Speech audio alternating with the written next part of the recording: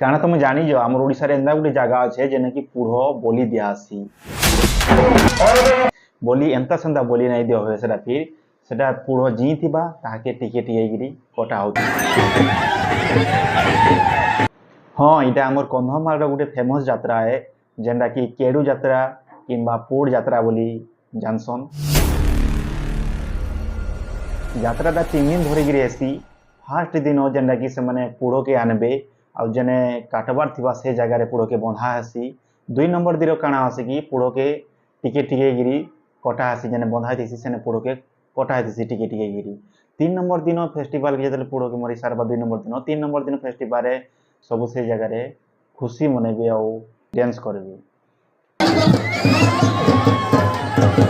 ତ ଏଇଟା ଥିଲା ଯାତ୍ରାର 3 ଦିନ ଆଉ ଯାତ୍ରାର କାରଣ କାଣା ମାନେ ଯାତ୍ରାରେ ପୋଡ଼ ବଲି ଦେବାର କାରଣ କାଣା ତାଙ୍କର ମାନ୍ୟତା କାଣା ଅଛି। ତ ମାନ୍ୟତା ଏଇଟା ଅଛି କି ତାଙ୍କର ସେମାନେ ପୂର୍ବପୁରୁଷରୁ ତାଙ୍କର ଯେନଟା 100 ବର୍ଷ ଆଗରୁ ଏ ବଲି ପ୍ରଥାଟା ଚାଲି ଆସିଛି ଆଉ ଏଇଟା ମାନଙ୍କର ତାଙ୍କର ମାନଙ୍କର ଗୋଟେ ବିଶ୍ୱାସ है कि ଏଇଟା ବଲି ଦେଲେ ବଲିଟା ବେସିକରି ମାଟି ମାଙ୍କର ଲାଗି ଦିଆସି ଯେତେବେଳେ ମାଟି ମା ଚାଷ ହେବାର ଆଗରୁ ହିଁ ବଲିଟା ଦିଆସି ଏନ୍ତା ଖରା ମାସରେ ମାର୍ଚ୍ଚ ମାସରେ ହିଁ ବଲି ଦିଆସି।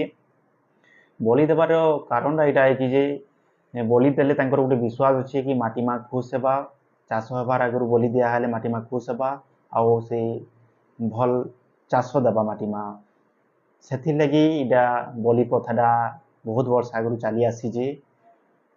ତାଙ୍କର ଗୋଟେ ବିଶ୍ୱାସ କି ବଲି ଦେଲେ ମାଟି ମାଙ୍କୁ ଚାଷଟା ଭଲ ହେବା ଏଇଟା ତାଙ୍କର ଗୋଟେ ବିଶ୍ୱାସ।